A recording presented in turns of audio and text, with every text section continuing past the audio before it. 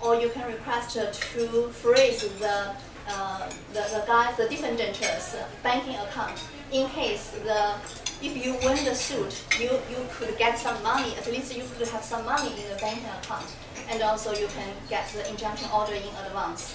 But it's kind of hard because for most intellectual property litigation, it's time-consuming, and it's hard to prove how much damages you incurred and what kind of evidence you can provide. But injunction orders could be a good way to go. Yeah, but definitely you need to provide an evidence. So you recommend arbitration? It sounds like you recommend arbitration.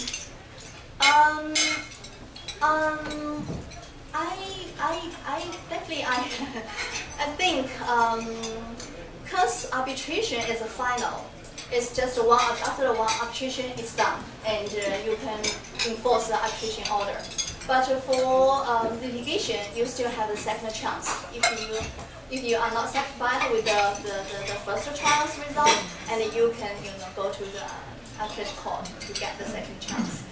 And I don't recommend either of them, but I think it depends on the situation. That's why you have to get the professional advice from lawyers. Thank you. Let me shift gears a little bit here. Adam, for a lot of my clients, the experience that they've had is we see a lot of Chinese companies doing really, really well. When you look at the profit margins, it seems like there's a place where there's just a ton of money to be made. Low cost, big market. But then the experiences for a lot of my U.S. company clients is they go into the market and everything goes wrong and they lose a lot of money. So I wonder, just maybe anecdotally, what are some of the things to watch out for? And what's your experience with U.S. companies entering that market? Have they been relatively successful? I think for those Chinese companies, from our experience, the setup in the company is very important. Because our experience is more than in the registration of the company. So today, actually, I'm going to just introduce the registration procedure of the China is very tedious, so we can share those topics and if I handout. You can tell the registration in China is very tedious. It can take a very long time, and so we can help in doing that. In the registration, you have to register at Statistics Bureau and state tax and also local tax bureau, and even including the career service center and also the social welfare insurance center. And also you need a lot of approval, including your name and sale, and also even the sales invoice you have to get approval from there. And also we open a formal bank account to transfer the registration. Also we have some other report the US doesn't have, like capital work application report and organizing code certificate and business license of enterprise legal person. So you need those procedure as well, and it's very time consuming. Also, I think that's the business we can help with. Justin, I was going to ask you to speak to that. I'm going to have to interrupt your mic because do you have something to add to this? Well, I think there's kind of two ways you can go wrong going into China. One is just kind of not understanding the complexities of the market itself and not appreciating how much having local representation can help you. It's a very local, relationship-driven market. That's just purely on the business side. On the operational side, I think too many American companies just want to kind of rush in, get a presence set up, do it cheap and fast, and kind of not really sit down and think about, do I want a rep office, do I want a WFOE, what are the differences between the two, what are the restricting factors? There's some very basic things that we don't think about from a U.S. perspective that you have to do, to get an office. Like you have to have a place of business, and it has to be a place that's they've basically been blessed by the authorities as capable of carrying on business, and that's not always even an easy thing to do. So you have to have capable real estate due diligence on the ground. There's a lot of things that we don't think of, I think, from an American corporate setup standpoint They can be little things that will trip you up as you go in, and you think you're going in fast and cheap, and it ends up being long and ugly. Thanks.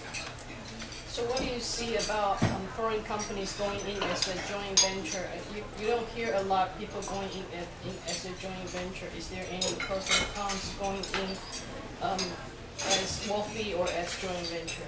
The question is it better to be a joint venture or to go into China through rep office or WOFE or some other sort of organization? That question I can answer. Good. So the joint venture right now it doesn't have much tax exemption anymore. Before joint venture has a lot of tax exemption. Right now the China has new regulation and they give 3 years to grant you to increase all the tax to the normal as same as local tax rate right now. So right now the joint venture doesn't have much benefit from tax perspective. What about from the legal side? Does the Chinese government regulate more about the foreign shareholders than the Chinese shareholders? Because I have one situation that we were going in as a joint venture, but as we set up the company, we realized that the Chinese law is actually protecting more about the Chinese business, and it's not really in favor of the foreign entities going in as joint venture. Yeah, that's true. From the legal perspective, a lot of foreign investors are more likely to set up a WOFE because to be WOFE, it has 100% operation control and it has 100% ownership. And also, you don't need the foreign partner doesn't need to deal with this Chinese partner because China, you're right, Chinese government always protect the Chinese side. That's true. That is the truth. So that's why a lot of foreign companies want to set up WOFE. But the thing is whether you can set up WOFE or you must go with joint venture. For this issue, we have to talk about the foreign investment catalog. Chinese law released the foreign investment catalog to guide the industry areas foreign investors can engage in. And that catalog has been amended 4 times since 1995. The most recent version was updated in October 2007. Under this catalog, there are 3 industry areas. One is encouraged area, and another one is restricted area, and third one is prohibited area.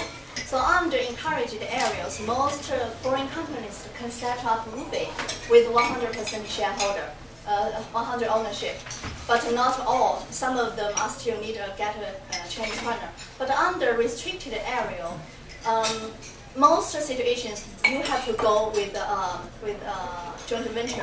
That means you have to find a Chinese partner to set up the joint venture. In that situation, they even have some, threshold. For example, for value-added telecommunication business, like internet content provider, and the maximum threshold for a foreign investor's stake is just 50%. So you can hold up to 50% threshold in the company. So that's why, because you have to deal with your Chinese partner, and the Chinese partner definitely will share the operation control. They want to control the board. They want to control the financial system. So it's hard to work with them. So in that situation, you have to find a better way to get around from the hurdles. Yeah, for example, I used to have a client that is doing the office buildings fire safety design, safety systems design and instrument work.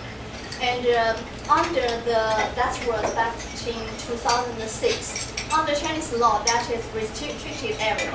And if you want to set up such kind of company in China, you have to go to find your Chinese partner. And also, you have to have at least, I forgot the specific number, probably 10 or 12 civil engineers and also some, some other specialties over there. So, and we discuss about this issue, and eventually we create a new structure to do the work. Eventually, we set up a consulting company with 100% ownership for this company in China. And the way we worked out is that the U.S. parent company directly designs and designs the fire safety system for Chinese customer. And the Chinese WOFE is doing preliminary research and doing some consulting work and doing after sales works for the project. So in that way, they can get around the hurdle. So that's important.